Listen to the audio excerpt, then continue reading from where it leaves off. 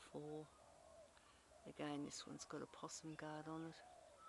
It's been on for a while, which also gives it a great canopy. A little bit of dead wood, but that's normal for a habitat tree. And it gives a home to our wildlife.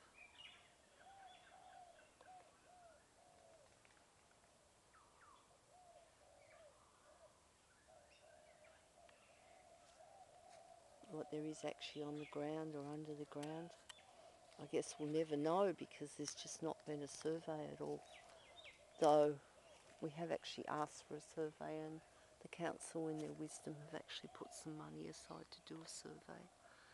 But it's just important that, again, there's trees on this property, I know it's into the sun.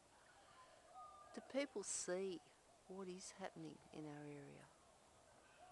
And when Eastlink was built, well, lots and lots of these trees, which I don't actually have a video of, cut down. And the offset went to Bass, not anywhere near our area. And all the birds, well, not all of the birds, but lots of the birds moved up into this area. That looks like it's a narrow-leaf peppermint. The others of a stringy bark eucalypt. Silver, stringy bark, silver-leafed eucalypt. It's a smaller tree. This one, the narrow-leaf peppermint,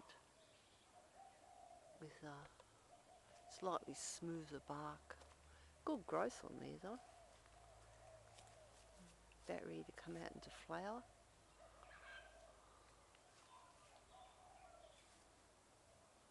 And what we're saying is that these trees should be preserved.